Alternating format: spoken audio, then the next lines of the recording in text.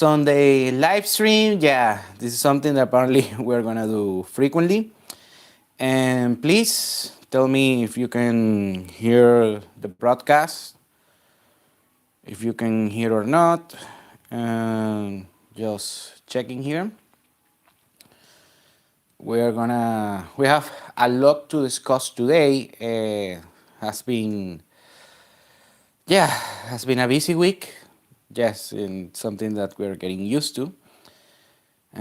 Let's see if it's something. Yeah, a lot to a lot to cover. Situation is very fluent, changes a lot, and yeah.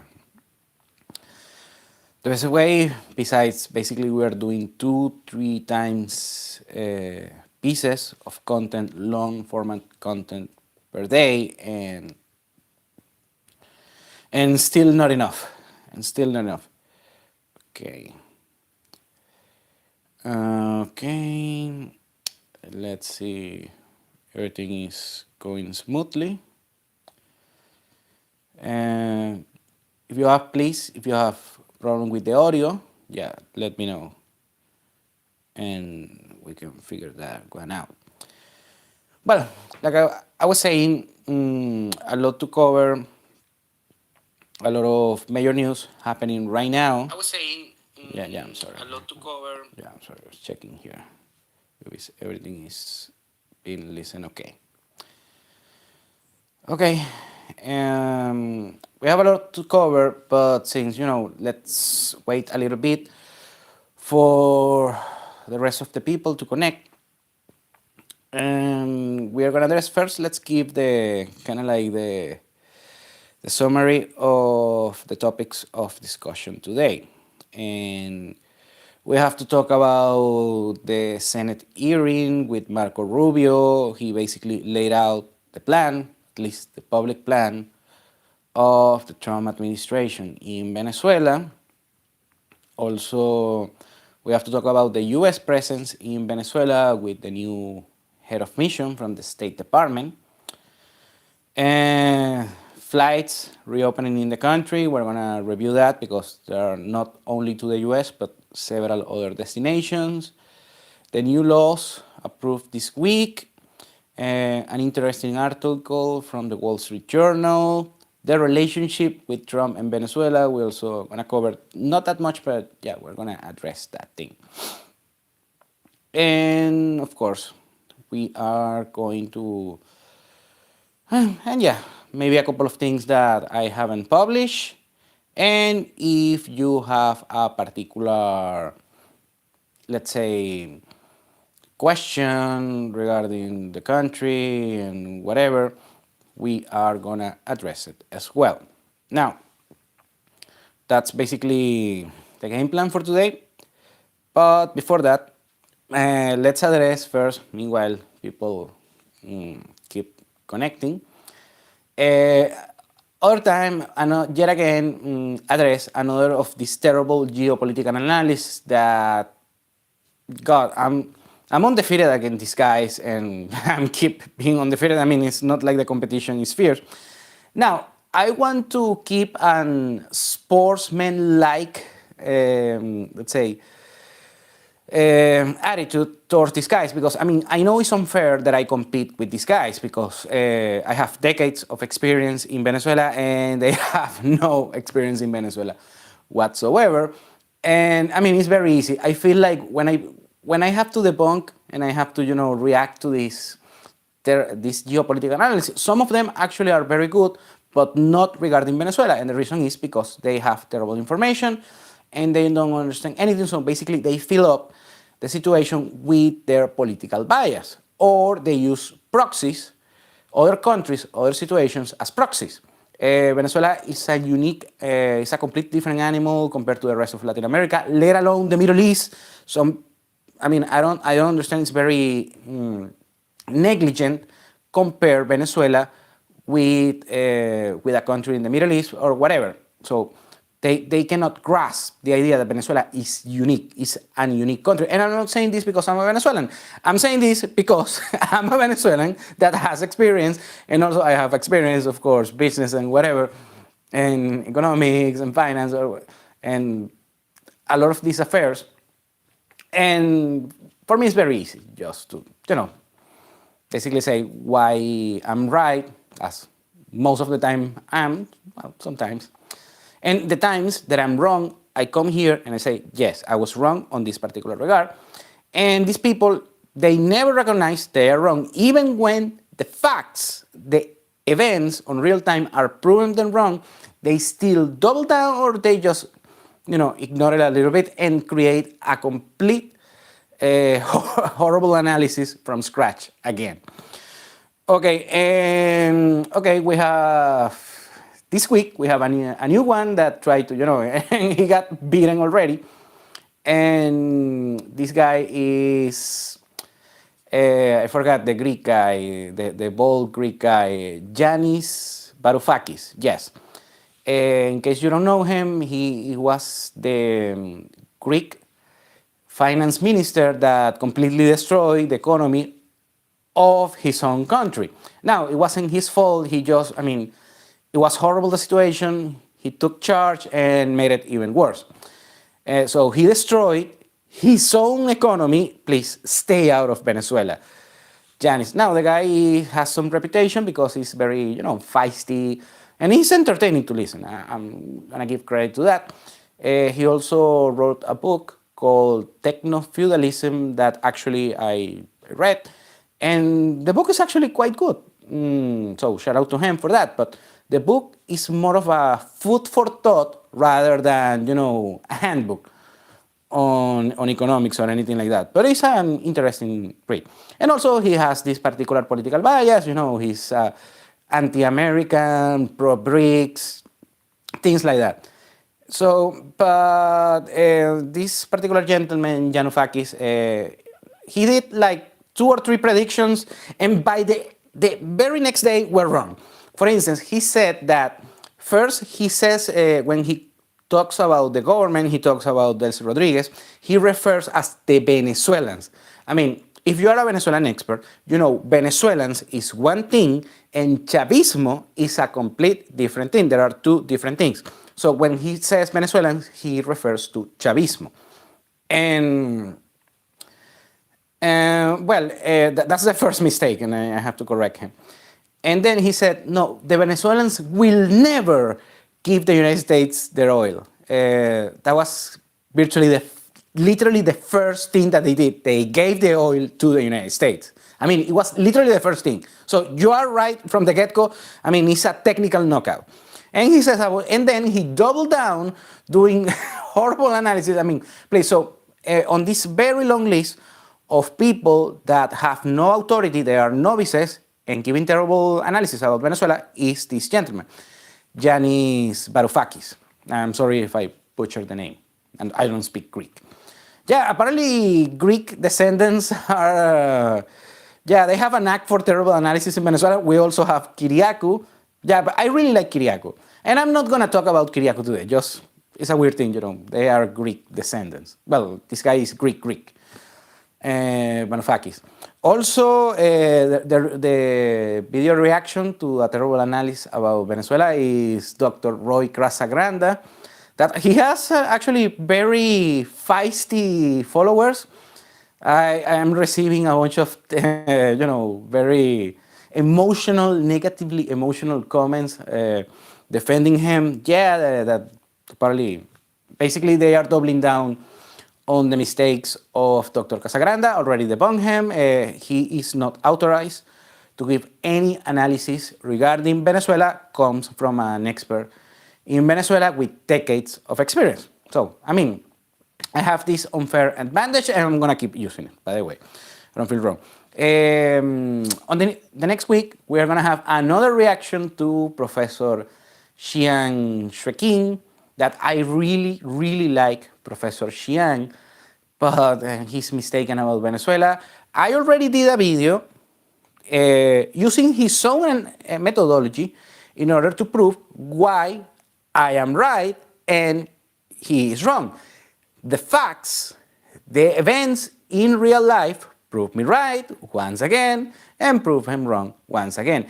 And then after the event, the military event that we had in the country last month. By the way, hope I wish you the best February, since we are on February right now. Well, reality proved me right once again and proved him wrong once again to this geopolitical analyst. Yeah, I don't.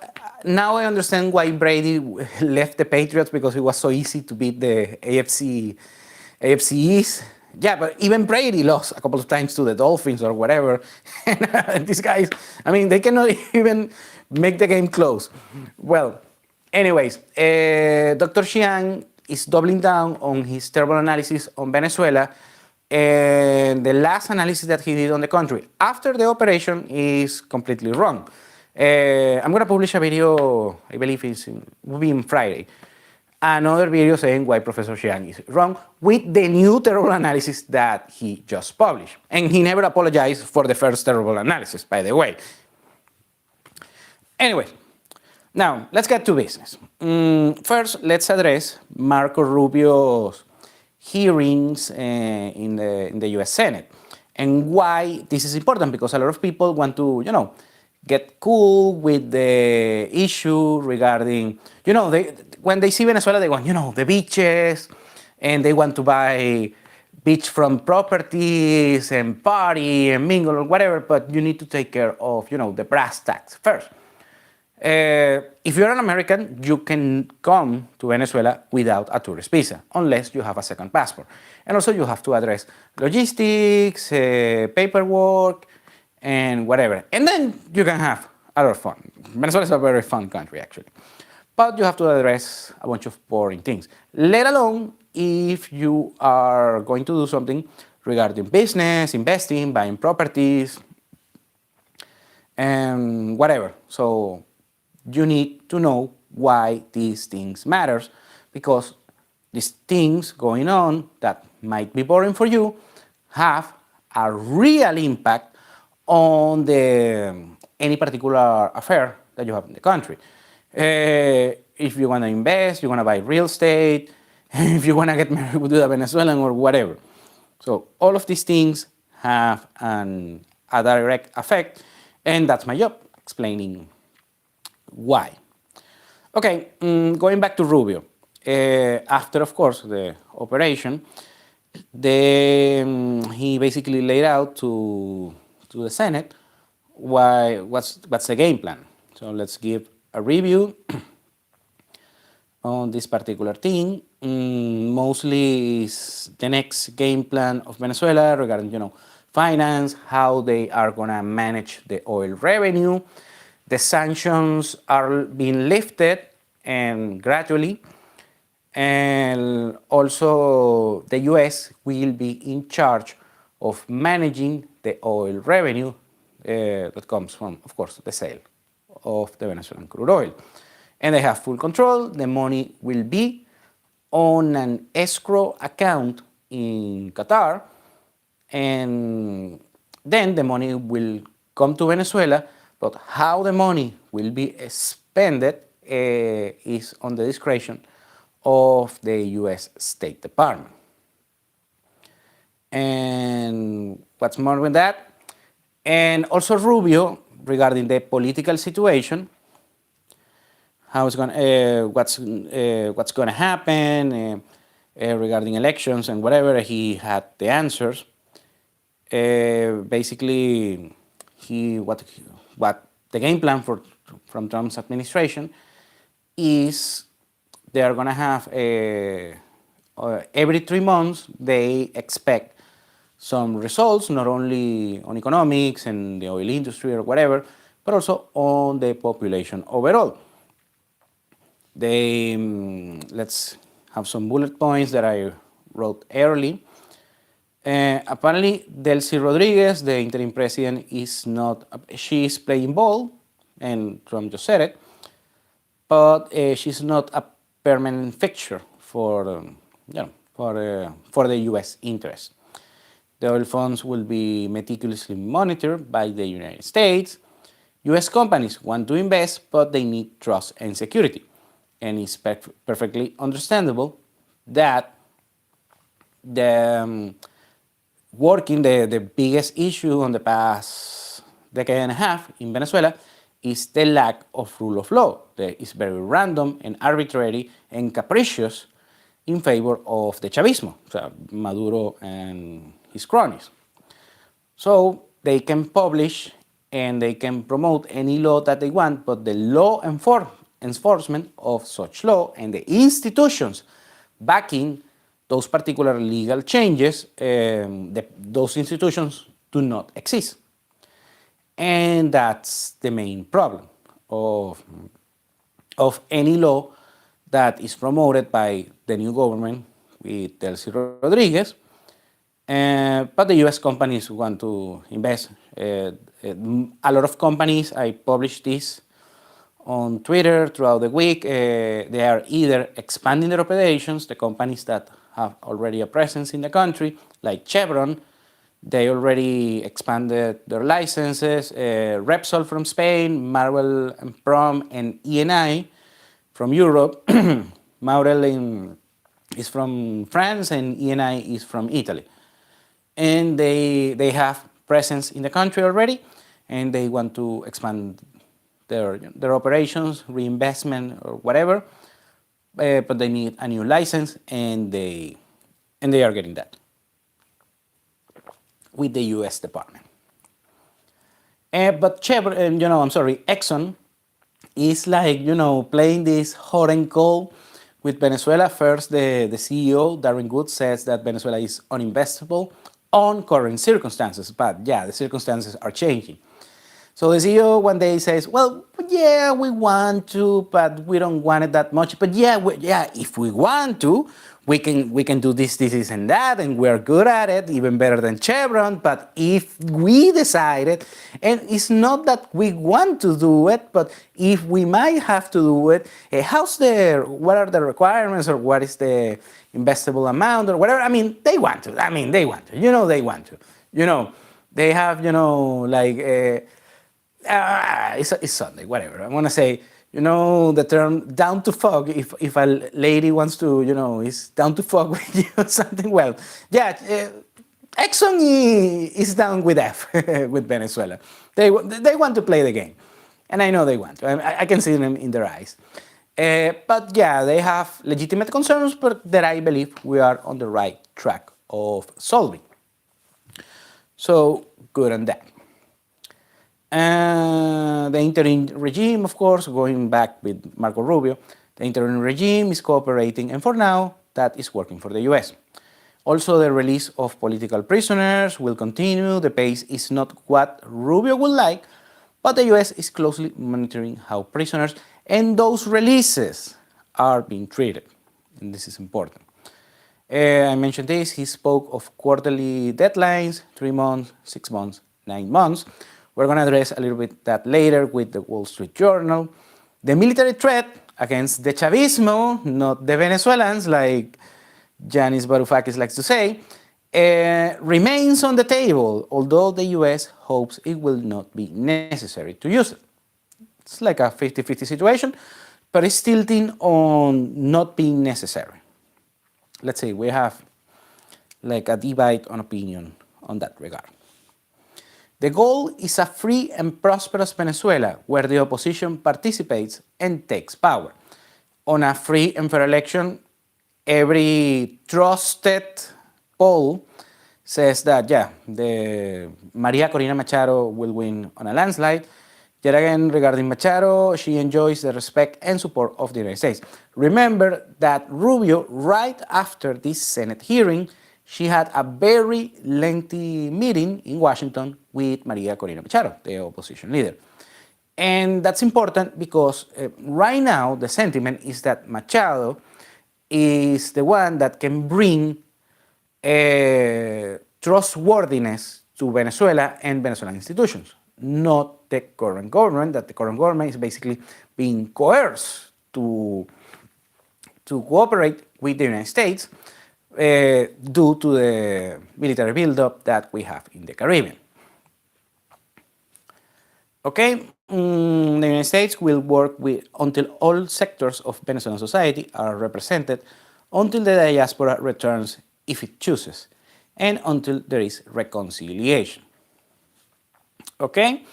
Now, that was the hearing of Marco Rubio. Let's review a couple of other news.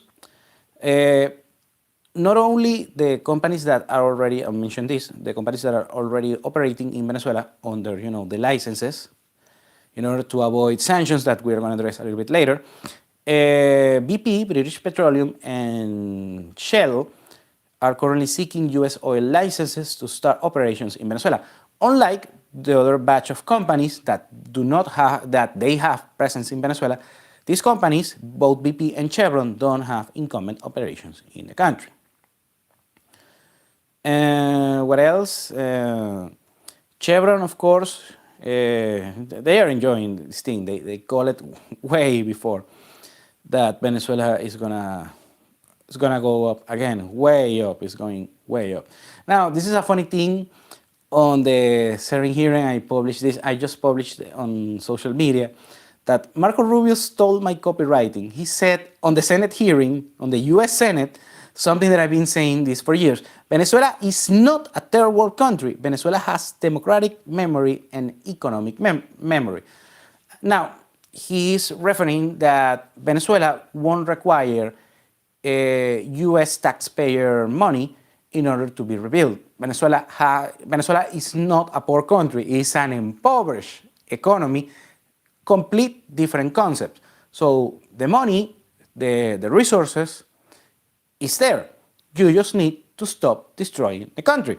And now, with this cooperation between the interim government and the US government, with the military buildup, now it's possible to rebuild the country, because the only thing that you have to do is stop destroying, and for the US, stop putting sanctions that I think they are going away. And also, we got the news that this particular week that Trump will reopen Venezuela's airspace after speaking with President Rodriguez. Mentioned that right now it's safe for US tourists, visitors and investors or whatever, to actually go to Venezuela. So great on that. Also, we got the news this week that the oil prices are going up. Now, mostly for the issue with Iran or whatever, so far. So the Brent is right now $70 per barrel, and the WTI, the West Texas, is 65. That means that the Venezuelan crude oil is, but that particular 65 neighborhood, seeing sanctions and all of these gymnastics in order to avoid sanctions, like selling at a discount rate, are being removed. Therefore, the Venezuelan crude oil is yet again, the world is on international prices, so roughly, give or take, is over $60 per barrel. So that's good news. More revenue coming to the country and not just being retained by the elites that manage the oil industry in the country. Okay, we also got the news that American Airlines will start flying to Venezuela again after like 7 years. Before that, American Airlines had a significant presence in the country. We are talking about different flights. First to Miami, that's a done deal already. They are already being advertised. Those flights, they cost like $370 a round trip between Miami and Caracas. Also, back on the good old days, there were direct flights to Dallas. I remember I took that once, to New York, and with other airlines, I remember Delta used to travel directly from Atlanta to Caracas. Continental Airlines had a direct flight to Houston. I also took that, I remember. But not only US airlines. Copa, the main airline from Panama, it won't be a direct flight, but it will be a flight between the United States, different locations that Copa already has to the United States and Panama, and then take you to Caracas. And let's see if other destinations within Venezuela, not only Caracas. Now, the reason is that it was illegal thanks to, not to the sanctions, to another, you needed a license from the FAA or something like that. And it was illegal to connect Venezuela with the United States by plane, by a third, using a third destination. Now it's illegal again, and Panama already has the license in order to do so, basically, the permission. Okay. I have the Copa. Also, it's important, airlines from Europe, mostly from Spain, are announcing that they will back traveling to Venezuela March and April, and also TAP Portugal will connect. We have an important Portuguese descendant community in Venezuela, and we're also going to have direct flights to Portugal, between Caracas and Portugal, to Lisbon. Yeah, let me get some water. 1 second.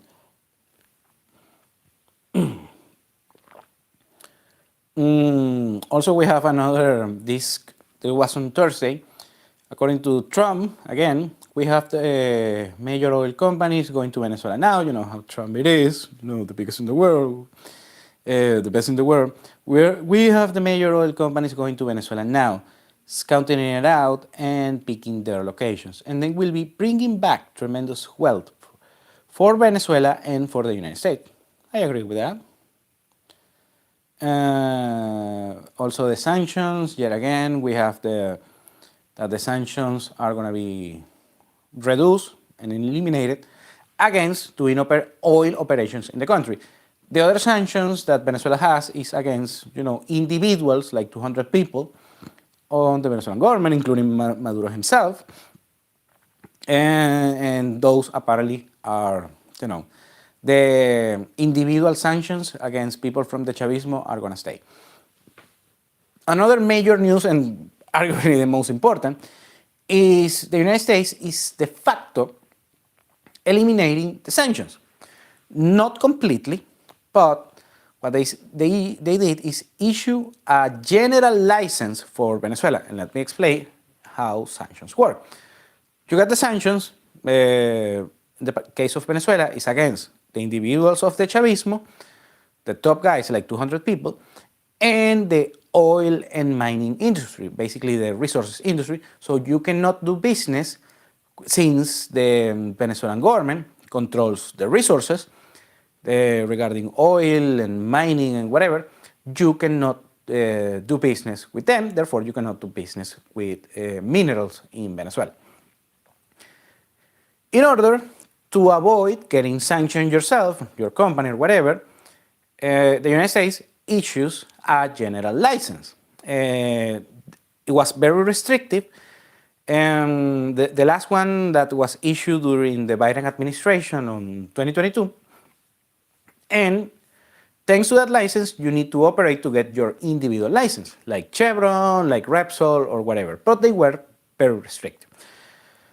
So the US basically forgo that particular all license issued by the Biden administration that got even more restrictive during starting the Trump 2.0 administration, and they just issued this new general license, the GL46, that is way, let's say, more benevolent and allows different companies to apply for their own licenses in order to do business in Venezuela regarding oil and minerals and mining and whatever.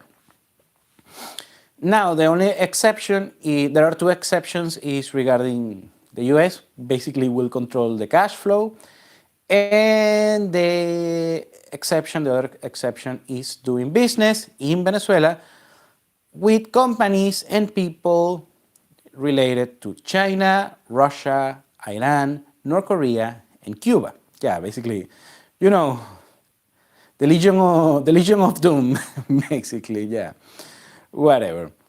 But yeah, you get the point. So the sanctions are still there, but yeah, way more easy. So basically, you don't have to worry about it. Because most people, what they do is an overcompliance that they do not understand Venezuela and just forget about it because they don't know nothing. And if you hire these terrible analysts that are not Venezuelan, well, you're gonna get awful information. And also, another major news that happened this week, that if you are watching this from abroad, you might not care about it, but is very, very important, is regarding the interim president, Delcy Rodriguez, announced an amnesty law that will forgive, will pardon most of the political prisoners that we have in the country, like roughly 1,000 people, but they are way more, and also people on the exile, on the diaspora, they cannot come back. They cannot return to Venezuela, but they will be pardoned. Allegedly, that's on theory. We need to see in practice what happens. But it's a great news because one of the major issues in Venezuela is political prosecution. And actually it's great for the Venezuelan people. And if you're watching this from abroad, that concerns you as well, because it makes Venezuela way more safe in order to avoid these random and arbitrary detentions that sometimes happen in the country, and creates more, confidence for any particular process that you are gonna do in the country. So great news, even if you are from abroad. Also, other news coming from India, that first, the Indian President Modi talked with Delcy Rodriguez, and they got a phone call, and basically they are gonna restart their diplomatic relationship. India has actually very good diplomatic relationship with the Chavismo, and they used to buy oil before Trump put some sanctions on it. You know how Trump is, sanctions. And they are gonna start buying oil again. India, so they're gonna start buying oil again from Venezuela, but this time under U.S. control. So good on that. Also, Trump announced it. Yet again. Now, we have also news from today that this is a major news that the head of mission, basically the ambassador of the U.S. State Department, Laura Dogu, just arrived to Venezuela, arrived to Caracas. She already met the Venezuelan equivalent of the Secretary of State. And she's in business already. And those are excellent news. Well, first of the diplomatic relationship with the US and whatever. But if you're watching this and if you are a US citizen, that's an excellent news, way better than you think. Because this lady from the US State Department, Laura Dogu, she is your insurance policy that most likely nothing bad will happen to you, and Venezuelan authorities will cooperate to make sure that nothing bad will ever happen to you in the country. Remember, Venezuela doesn't have diplomatic ties with the US since official, with the embassy since 2017, 2019. Remember that both Trump and Biden, and Trump again, they recognize other presidents of Venezuela. First, we have the fiasco with Guaido, and then recognize another lady called Dinora Figuera. Then Biden recognized Edmundo González as the president-elect of Venezuela. That's during Antony Blinken's tenure on the State Department. And then the Trump administration recognized again Edmundo González. But right now they are working with Delcy, it's a weird situation, but yeah, whatever. And they also recognize Maria Corina Machado. So it's a weird situation, but at least they recognize that the interim authorities are held by Delcy Rodriguez, Maduro's successor. Good on that. So basically that gives way more stability to internationals, plus Trump personally guaranteed the safety of US citizens within Venezuela. So now you have an embassy, you have a consulate representative within the country, something that you did not have in the past 7 years or so. and those are great news. I mean, if you're watching this and you're a US citizen, those are excellent news. And if you're a citizen from other Western country, that means that eventually will happen the same thing. Now, we have a bunch of embassies in Venezuela from the West, from Spain, from the UK, from France, from Italy. Argentina also needs to put an ambassador. I don't know how it's going to happen with Milei. But yeah, that is going to happen. Right on that. Now, let's go with the Wall Street Journal that they publish a very strong piece regarding the situation in Venezuela.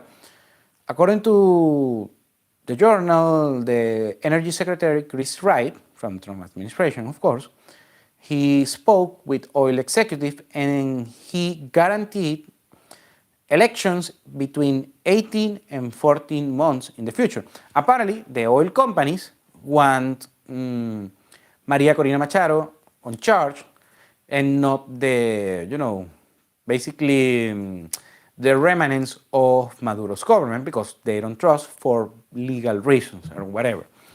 But yeah, Secretary Wright is saying that between 18 to 24 months we'll have most likely new elections in the country, that most likely Maria Corina Machado will win on a landslide, at least with the polls today.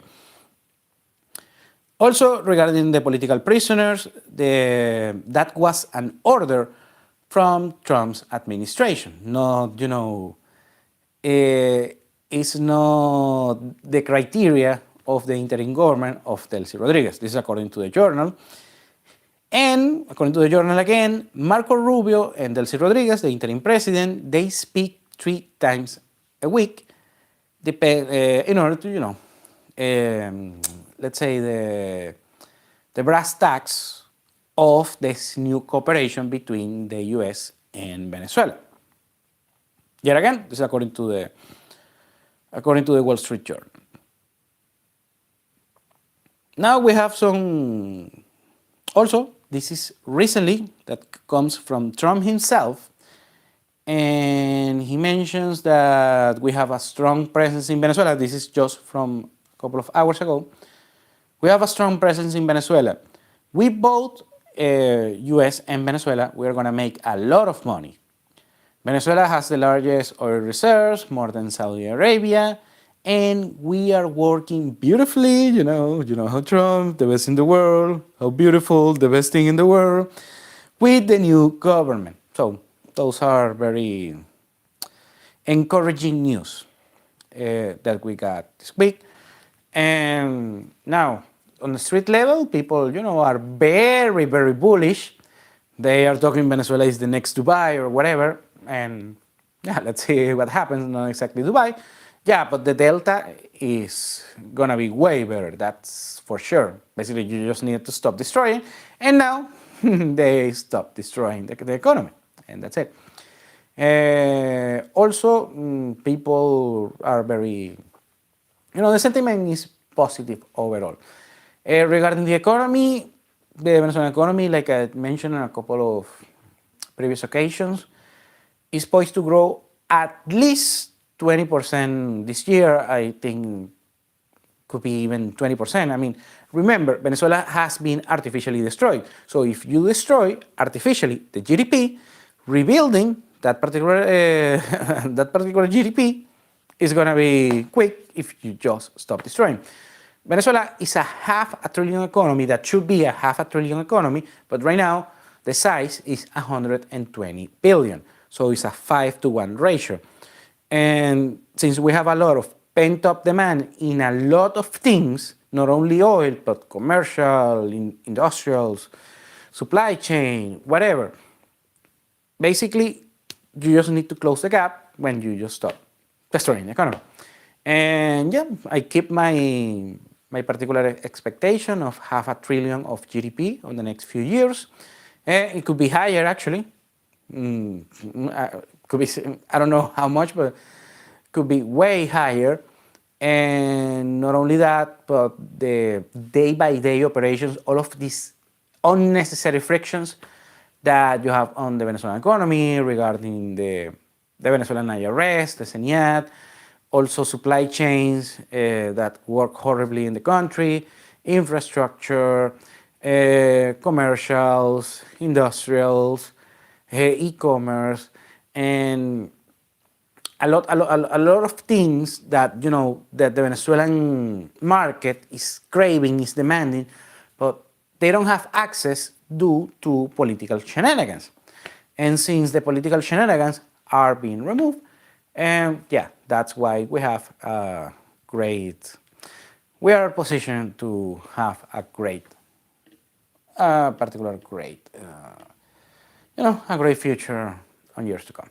And let's just wait that de facto a lot of things are changing, but still, we have to deal with some, some political theater that is also going on. Well, that will be all for today. Thank you for your attention, and if there are no questions, I think we can wrap this up.